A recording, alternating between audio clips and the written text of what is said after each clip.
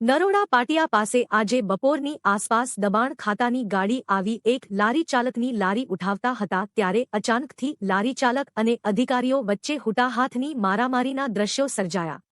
જો કે આ ઘટના બાદ તાત્કાલિક પોલીસ ઘટના સ્થળે પહોંચી હતી.